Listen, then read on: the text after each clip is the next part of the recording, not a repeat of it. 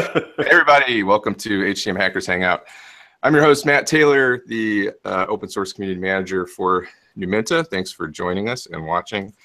This is our usually monthly live hangout where we hang out with the community and take questions and talk about what's going on at Numenta and within the HTM community.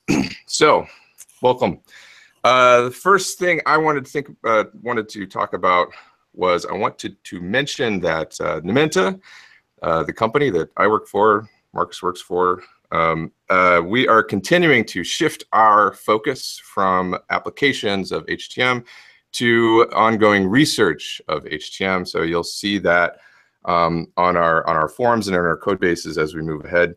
We're planning on releasing NuPic 1.0 today. That's my hope. We just released NuPic Core 1.0 yesterday, which was a prerequisite. We're going to do the 1.0 release today. The very latest, I'll do it tomorrow.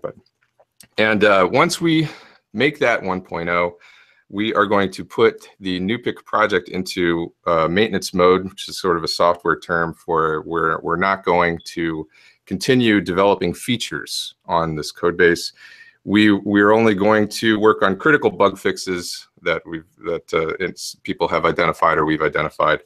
And also, if we have any requirements from our research code, because our research code is still using NuPic and NuPic Core currently, although I'm not certain that will continue. Research still pretty heavily depends on NuPic Core, but not so much on NuPic, but we currently still depend on it, so we're still using it. It's still a critical software in our opinion. So going 1.0 is just going to sort of cement that, but we're not going to continue adding features there. We will continue adding features in research repositories, but that's very fluid. In the end, once we get past our research phase and we have new discoveries, we will continue to expose those in code in some fashion, and I will be there showing you where it is and everything. So don't worry, everything is still transparent. We're just kind of moving around our processes so that our research engineers have more time and flexibility to work on research as much as possible. So as a part of this shift, we're also going to kind of put our Numenta applications into maintenance mode as well. Things like the HTM engine and Taurus. Well, we don't call it Taurus in the code, do we? But the mobile application that we have, Grok for IT type stuff, that's also going to go into maintenance mode. We're probably going to stop doing continuous integration on those as well as we mark those as maintenance. And I wanted to mention, as a part of NuPic 1.0, we've been working towards 1.0 for a very long time. Years ago, I wrote down a bunch of milestones, and the community kind of helped identify what were the priorities for getting to a 1.0 marker in NuPic. And the biggest things that came out of that was we needed to split the Python code base and the C++ code base. If you were around back in 2013, when we released NuPic as open source, it was really messy. And it took 18 days for anyone to even compile the software. And that was Mark Odehall, which is still a committer on the project. So it was much less user-friendly than it is now. So our big goals was to split the software up and make it a lot easier to install with pip. So we've reached those goals. We've got the two different code bases. They have different release cycles and different builds. We've also added Windows support, which was a community initiative as well. We have mini Linux support for the pip side, so you can now run pip install NuPic on most platforms aside from 32-bit systems, and it will generally install properly. We also have just recently finished up adding a new serialization functionality based on Captain Proto, which is a much faster serialization library. And I worked a ton on documentation. So as a part of the 1.0 release, let me show you a couple things here if I share my screen. Which one do I want? Let's share this one. So here, for example, is our documentation. And I don't know if I've shown this on a Hackers Hangout before, but if you're a user of Nupic and you don't know about these docs, you're missing out. You can go to nupic.docs.numenta.org and see all the different versions. I'm just going to go to this latest stable version. Actually, I want to go to the dev version. And you can see here under guides, there's a guide for serialization. Scott just wrote this up today and I pushed it yesterday. So here's the instructions on how to use the new serialization for the algorithm objects. There's an example of spatial pooler. We have not removed the old serialization techniques at this point. We probably will just leave them. It's just, I'm afraid it's a safety net. You know, if anybody is using them, we don't want to just rip it out from under them.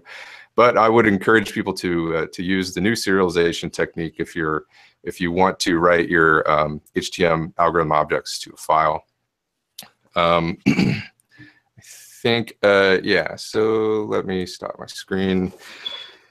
Milestones. Yes. So I think we've reached all the milestones that we set for ourselves for 1.0. My biggest thing was to have API documentation that covered a clean API, and I think we've gone a long way towards that. Just over the past few months, we have cleaned up and refactored a ton of stuff, made a bunch of breaking changes that clarified the code base as a part of this move.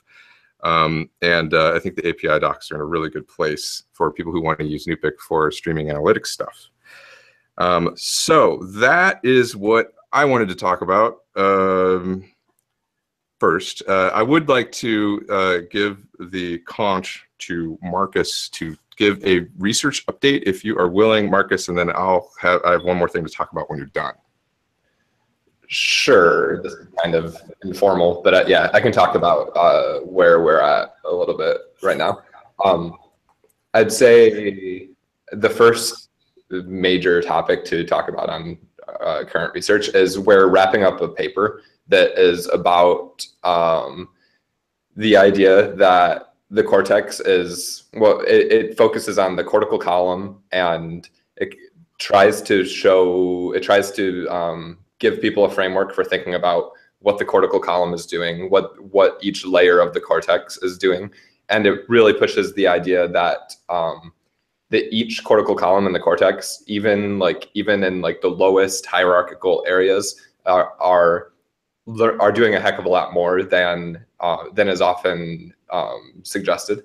That they're learning sets of feature location pairs. They're learning objects. They're learning the general shape of objects. They learn, like, as the sensor, like as your eye or as your finger moves over an object, it is learning the object even at the lowest parts of the cortex. And so there's a lot to cover there in a paper. One big gap in that paper, not a flaw, but just something it leaves undefined, is where's that location coming from? Like, how does your cortex know? Because for this to work, it has to, if you're going to keep a set of feature location pairs, you need to know the location. And that location needs to be, like, relative to the object. And it needs to be like, it's not that my hand is right here relative to my body, it's that my hand is here on this water bottle. And that's a difficult problem that this paper intentionally leaves open for some future research. And that's, so the paper is taking up a great amount of our time. I'm more focused on computing that location. And I've been like living and breathing that for the past 4 months or so. And I've made some pretty cool progress, and that has a good chance of really being part of the model. Part of it is, like, the first big stage was showing how a single sensor moving around can basically do this narrowing down. You start with a big union of locations, and you move the sensor then. And the trick here is that when you move a sensor, that needs to cause, like, your union of locations to shift accordingly. You're trying to a term for this from the biology is path integration, which is generally taking movement information and using it to shift your internal location. Like, so knowing where you are based on movement cues. So so one of the first big leaps in our thinking on how locations are computed is a sensor moving causes a union of locations to move. And you keep doing that. You keep moving that union of locations around and taking in sensory input. And each time you get sensory input, it narrows it down some until you have figured out the location. So this is still allocentric location we're talking about, yes, with the reference object in sort of the attention on one object. Yes, this is totally like, this has nothing to do with where I am relative to my body. It is totally like, yeah, figuring out where on the object am I, starting with nothing, like starting with, I reached my finger out and I hit something. What do I do now? And so that, I think, is kind of a solved problem. We know how to do that. Then after that, we really dived into grid cells, which are part of how it won the Nobel Prize a couple of years ago. It has nothing to do with us. But grid cells are in some ways, it's a grid cell SDR is a location SDR. It's an allocentric location SDR. It's the animal's location within a room or within whatever it's in. And we tried to derive insights from how those work to our theories, to our mechanisms. And the big thing that they presented, the big benefit that they provided is grid cells are in a bunch of these modules, and they learn how to, each of the individual modules learns how to use the animal's like motion cues, like its motor actions, its vestibular input, anything that is signaling motion. Each of these individual modules is learning how to do it separately, and they're reused again and again and again in different environments. But the population, the population of all of these modules, I'll answer your question in a second, David. The population of these modules creates like a unique location SDR in a sense. And so we pulled that idea in, and now we have this whole idea of using motion to update your location.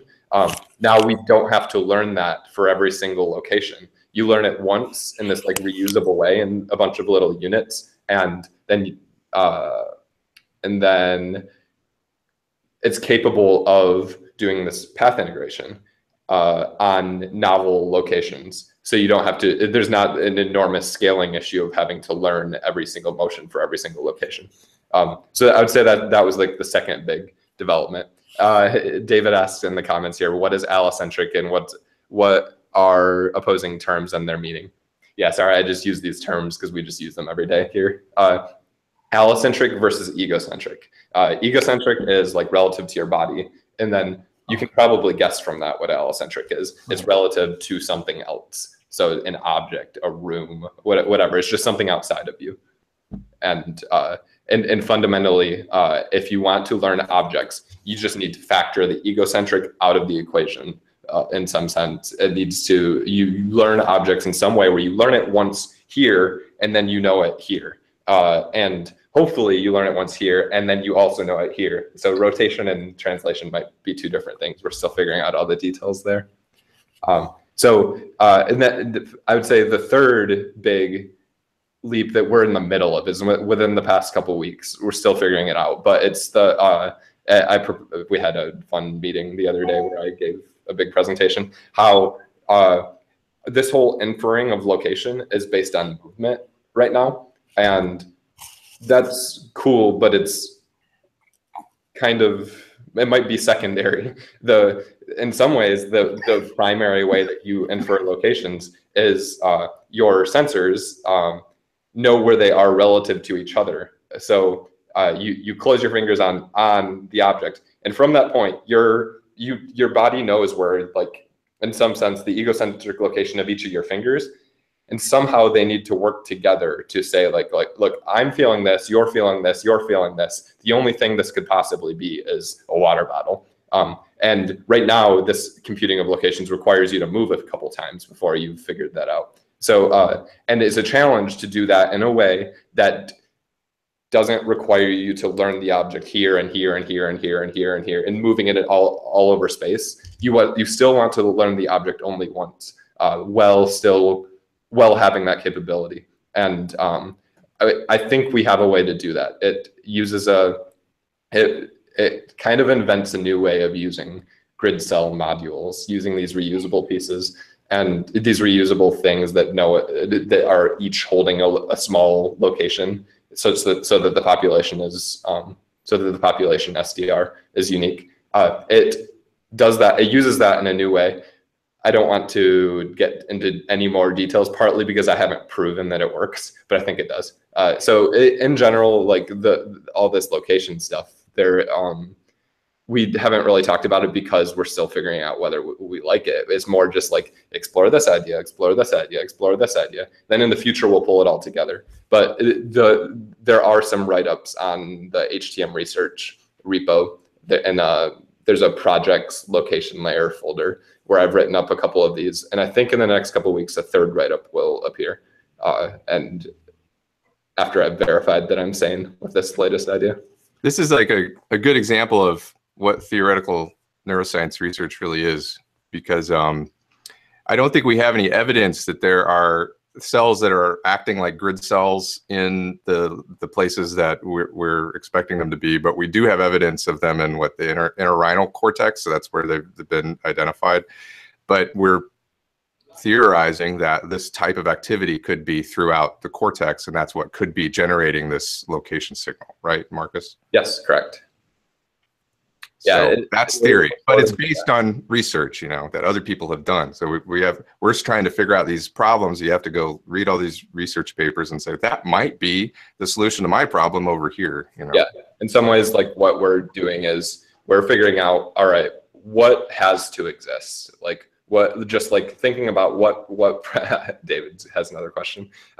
Thinking about like what needs to exist for a sensory motor system to do what it needs to do, coming up with what must exist, like fundamentally. And then once we have that clear idea in our head, looking at the biology and finding like where the compatible circuits are, and then listening to the biology. If we don't find it, or if we find something a little weirder, trying to figure out what that means. Maybe we're thinking about the problem wrong, and just this feedback loop of doing both of those.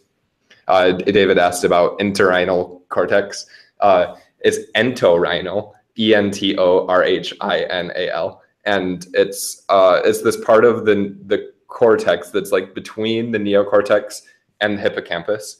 It's like 6 layers, but it's kind of like a evolutionarily older part of the cortex that I'd say the jury's still out on whether it's the same circuit as neocortex. If anything, it's probably a subset of it. It doesn't really have a layer 4. It has a kind of a cellular layer 4. Anyway, it's the part of the cortex that has grid cells, and it was mostly unexplored until about like 12 years ago. 2005 was when the big grid cell study happened.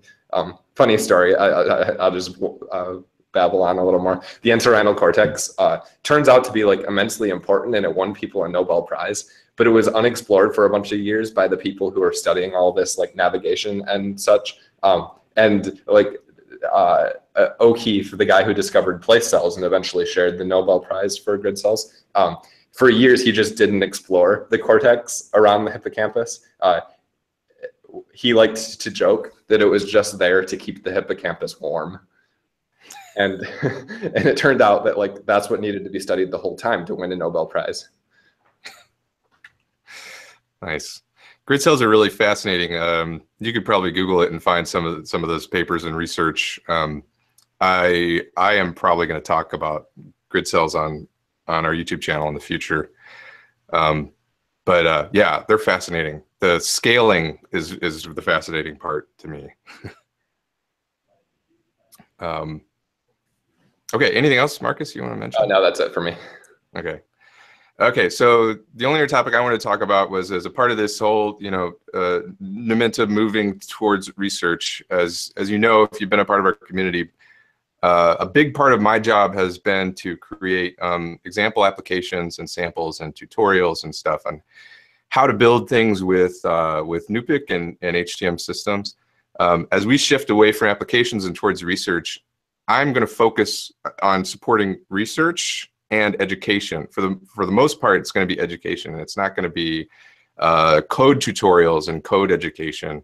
It's going to be more general education about HTM theory, and in a lot of ways continuing what I've been doing with HTM School over the past year or more, and even moving into our current research areas of sensory motor integration. So I'm still going to be the community manager. I'm still going to be answering questions on the forums. I'm still going to be on GitHub, dealing with pull requests if they come up, and helping people fix installation problems and stuff like that.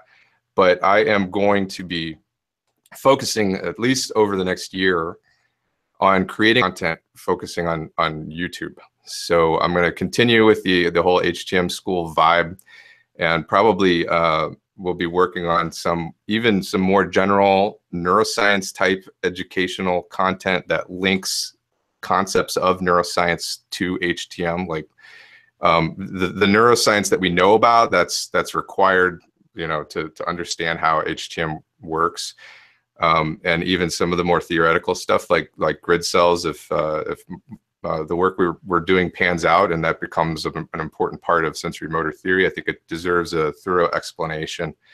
So I'm going to be working on that type of stuff, and less on applications. So I just wanted to note that. So you're going to see a lot more YouTube content over the next year. Probably going to change the face of the YouTube channel a little bit.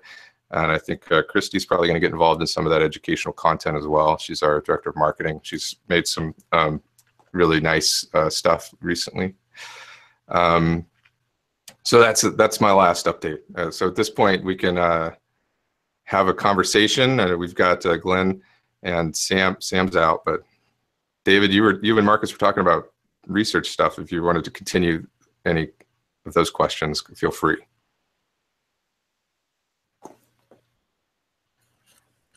So it's like one moment. Glenn, did you have something to say? Mainly, I just want to thank Marcus and thank Matt. And I'm excited for all the new YouTube stuff coming up. That's great. And Marcus, that's a research back. Even though you don't have all the answers yet, the things you're saying are really helpful from the outside, because I miss out on all the conversations you guys have. So your little insight into what's going on is super helpful. That's everything I have. Yeah, I'm glad you found it useful. Yeah, it is a little, yeah.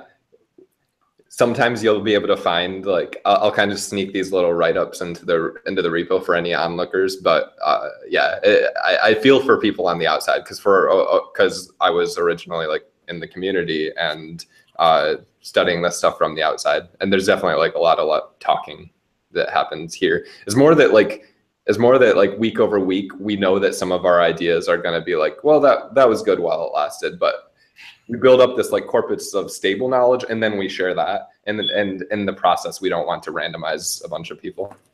We randomize each other. Excellent. Well, thank you.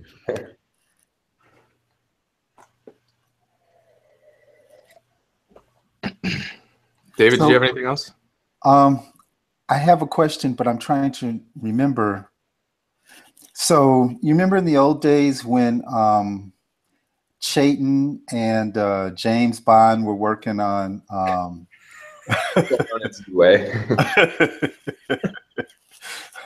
they were working on they had this experiment that shifted a camera and tried to guess what objects were in a certain field of objects, and then you'd move the object, and then when the camera shifted back, it would detect that that object had changed. That was a hackathon project that had a little robot servo that looked around, and it saw, like, they presented it 3 different worlds, and it moved to observe how far away things were from it. We have a video of it somewhere on YouTube. I know what you're talking about. Yeah, that's not the sensory motor stuff that we're working on now. That's what sure. Yeah, I can compare what is different between then and now. That was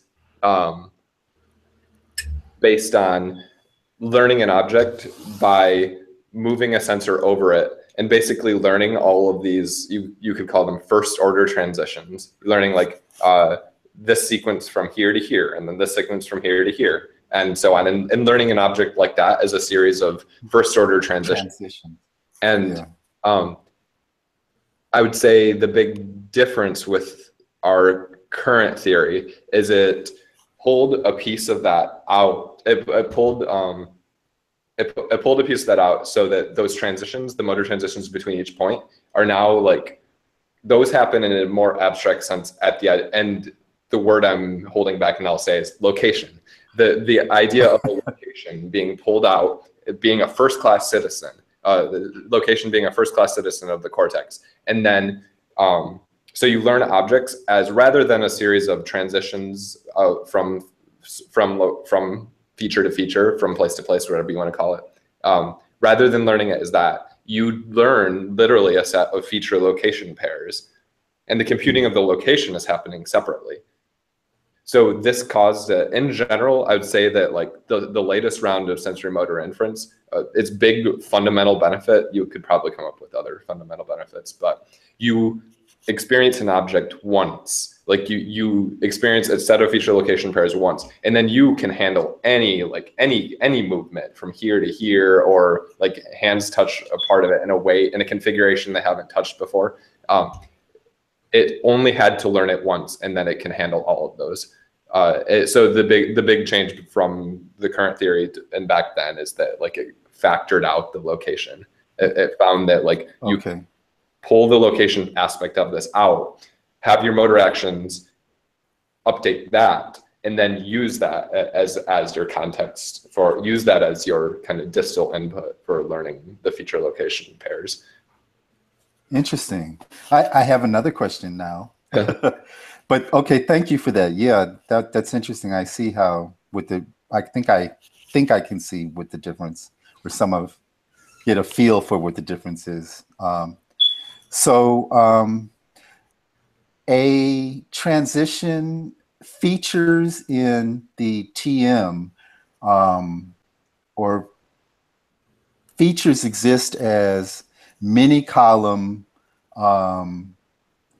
an assembly of many columns as a vector of binary bits, right? So the binary bits represent a row, an arrangement of many columns. So now, what is the storage mechanism? What is the storage mechanism for a location? So is that like many columns arranged in, is that? There's no store. So we're going to have some. We're going to have some content about this coming. Soon. A paper is about to be released, hopefully, and we'll have a video that accompanies the paper. I'm eventually going to put together a YouTube video with an animation. Let me show you something. Let me show you something first. Okay, so I'm working on visualizations. I hate to cut in here, Marcus, but we're talking about cortical columns now. Right. So this is my first like very basic prototype of a visualization of a cortical column. So you can imagine the input space on the bottom, a layer 2, 3 in the middle, and a layer 4 up top. Okay. And so the location information is going to be coming in distally to, I think, the center layer here, layer 2, 3. And it's not necessarily storage, it just selects the columns that are being activated. It provides context in the same way that the distal connections in the TM provided temporal context. This is now providing a different type of context. It's providing the location signal context. So it links that spatial feature input to some location on the object. And that's, I think that's what you're asking, right? I imagine the abstraction of the storage of information as a collection of many columns that make up a vector, a bit vector. Now I'm trying to see how can I think of the location information as in terms of how how it's represented inside the actual tissue of the neocortex. You know, like is it first off, is it a vector? Is it a binary vector? Are the locations SDRs? And if they are, then, oh, I guess if they're SDRs, then they're stored just like, so you have transitions of, or maybe not even transitions, but you have activations of, okay, so I don't even know. I mean, you're talking about cortical columns, which are, you know, which are collections of mini columns, right? No. Cortical column is a collection of layers. And the layers may have, yeah. So the cortical column has, the one I just showed you had 3 different layers. Well, 2 layers in an input space, okay, which represents proximal input. But the cortical column, as we're laying them out, is going to have 2 different layers that interact with each other. The layer 2, 3 that has the mini columns that you can think of as, you know, what exists in NuPic or HTM Java today to do temporal sequence memory is the same algorithm with spatially activating the columns within it, but the distal context is that's the location signal, and you can think of those as SDRs. I haven't gotten quite into this space as far as visualization and modeling yet, but I will be soon, so I'll have a better understanding of it. But then that top layer, the one that we're calling layer 4, there's no mini columns in that layer. That's going to be the object representation, so sort of the static, more permanent idea of what you're touching. And as something touches an object, it's that top layer, the cell activations, we're doing unions and we're narrowing down what that object is. So bits are turning off. As you have attention on an object and you touch, that narrows down to a smaller set of objects every time you touch a feature at a location, because you're like, oh, that's not a ball. Oh, that can't be a ball. That can't be a penny. You're narrow every time you touch something, it narrows it down. That's happening in that top layer 4. The layer 2, 3 is still doing the spatial features, which are activating the active columns. That's like the sensory input that you're getting here, and it being processed through the spatial pooler. But the difference is we're not temporally activating the cells through distal input. We're using location to activate the allocentric location of this object that we have in our attention. That's what's going to activate the cells within those columns. Does that make sense? All except for, I always picture mini columns like a bundle, like a telephone cable with wires inside of it. The cable itself would be the cortical column, and the wires inside of it would be the mini column. No. Cortical columns are a much bigger structure than mini columns. Okay. No, I know they're bigger. I thought they were like the cable around, or kind of like, you know what I'm saying? Like a bundle of mini columns. Is that not the correct picture? I don't think like that. I mean, because mini columns can just be within one layer. Other layers may not have the mini columns. The cortical column is the interaction of between different layers within it to do something. Maybe Marcus, you can explain this better, but we will have more content about this coming out soon. Hopefully, explain it. Watch that HTM chat with Jeff if you want. A lot of those details he explains in that if you haven't seen it. It's like right on the main YouTube page. I think I have, but the location SDR is an SDR. It's binary, and in at least all of our current experiments. And some of them, at some level, it might need to have some continuous value rather than just being binary. Like internally, something needs to be like integrating, like small movements need to like eventually activate a new cell, and knowing when to activate a new cell is there might be something continuous in there that's not binary. They're like the membrane potential or a firing rate. We don't know exactly, but there might be some continuous aspects. But from the perspective of our experiments, we still keep all the SDRs binary, and that has worked. Okay. As for whether they're tied into mini columns at all, the answer is we don't know yet. They might be. For now, we don't have to really just make that decision to model the process. It might be the case that like these. Because you've heard me use the word modules a little bit, like grid cell modules. And it might be the case, one crazy idea is that like maybe one of the bottom layers of the cortex, maybe it's mini columns, are modules. And there's always only like one of them active at a time. And as you move around, a different one activates. We propose these crazy things, but the answer is we don't know if it's going to be based on mini columns or not. And there might be some layers where, like, yes, mini columns are there, but they're not really part of the computation. And as far as what a cortical column really is it a superset of, like, even neuroscientists aren't totally clear on that, on the okay. So it might be correct to think that, like, there is this fixed set of mini columns that really line up across every layer, and you can call that the cortical column.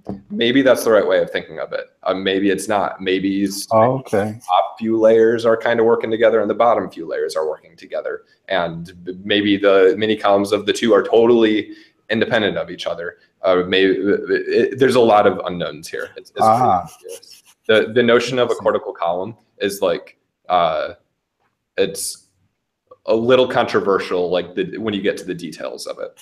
Okay. We're on the edge of science. There's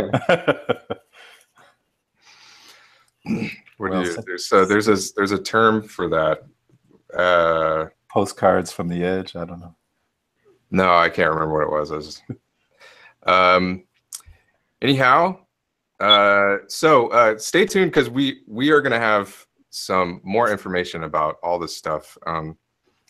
Christy put together a really nice video that explains this, that's going to accompany our paper. I can't release it yet, I don't think, but maybe I can sneak it out. I'll ask her.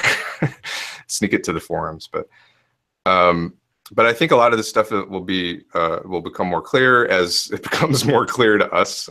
So we want everybody to understand how this works. I want to point out one thing. Before we went open source in 2013, we had this big breakthrough, which is one of the reasons we went open source. And that was basically the temporal memory, the sequence memory algorithm, and using SDRs and how to learn patterns, spatial patterns over time. So that was a big breakthrough. I think that we all agree that this is another one of those milestone breakthroughs with the sensory motor integration stuff that we're working on. And when we're doing research and theory, it's best, I think, not to think too much about applications or potential applications of new functionality that arise from that, because it's sort of distracting, especially to us. You know, our mission is to understand how intelligence works and write software based on those principles. So we don't want to get too distracted about, oh, how useful is this going to be? Honestly, we want to figure out how it works, and we totally believe that the uses will follow. And it's really hard to predict how any new technology is going to be used over time. So we're just having faith that there is utility in intelligence and these intelligent processes we're trying to uncover, and that they will show themselves as being useful in the future. So again, this is part of our shift from HTM applications to pure research, and we think this is a huge milestone. And when we get when we get to a point where we have code and it's ready for applications, I will be there helping you guys write it. I'm writing code that will be used against this research code base to do visualizations. So I'm going to be a consumer of this code, just like anybody else in the community. So I'm going to make sure and keep the research team, you know what I mean? So that's everything I wanted to talk about, and we've gone for 40 minutes now, so we had a good discussion. I think we had better wrap it up. So to all you viewers out there, thanks for watching. I appreciate you hanging out with us, and we'll do this again in a month. I'm going to keep doing HTM Hackers Hangouts no matter what we do to the YouTube channel, because I like this being able to interact with the community since we're not holding hackathons anymore. This is a nice way for me to connect with you guys. So thanks, Glenn, Sam, good to see your face. David, nice to see you as always. And Marcus, I appreciate you joining in and talking about research. We will see you in about a month, unless anybody has anything else to say. Quick question. Sure. Sorry, this is just so menial. I'm trying to get I can hear myself in the echo. That's annoying. I'm trying to get the network quick start working, and this is like I could tell. I'll maybe just ask this on the forum or whatever. It says for the params file, it's YAML. It's like imported as a YAML file. Do we have to do it that way, or because I just have a regular like .py params file? Could I just do that? Yeah, all it is a configuration. So you can just put it in a dict, and you'll be fine. Okay. Okay, cool. One more tiny thing, and we're done. Okay, so I have basically XY data of someone's motion through space like this. I'm currently just using 2 scalar encoders that are, that are clipped. Do you think it would make any qualitative difference to try to switch to a coordinate encoder? And if so, are there any examples of the coordinate encoder being used as you would actually have to put it in the params file? Because I've seen the coordinate encoder docs within the encoders. But I realize I don't really know how to actually set up the params file to work right unless it's the scalar encoder or the category encoder. I don't know if it'll matter, in the network example, the params file is honestly just a reference where we just keep. So in all of those examples, there's like raw algorithms, OPF, and network examples. Yeah. We built those all to use the same parameters. The only reason that those are in a YAML file is because it's just easy access to the same parameters. So you don't even need to have a YAML file. If you're setting up your network, you don't have to read that stuff from anywhere. You can just put it in line in the code and create your network that way if you want. Okay. So instead of importing params, just sort of chunk right. it in there. Okay. Yeah. I mean, you'll have to make sure that you get all the parameters right when you're creating the network nodes and the algorithms. But I think you might have better success with a coordinate encoder, especially if you want speed to be a factor with this object moving 2-dimensionally. Yes, yes. I don't think that the scalar encoders are going to incorporate that speed, but I think the coordinate encoder will.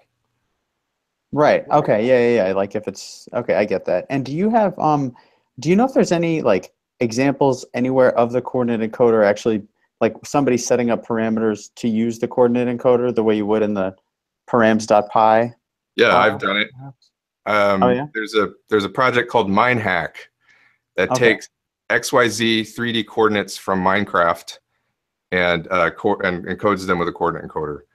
So you could just use X and Y. Actually, I don't even know if I use Z. I might just be using X and Y in that example. So I got it working in that. There's a YouTube video of it if you search for MineHack, and I think there's a link to new pick MineHack. Yeah, it's in my GitHub or it might be in the HTM community GitHub. Okay. Okay, cool. And okay, anyways, anything else I'll do on the forum. All right, thank you guys. All right, no problem. All right, cool. Anything else, folks? Okay, thanks for joining us. Have a wonderful July. We will see you next month. Bye, everyone. Bye. Thanks.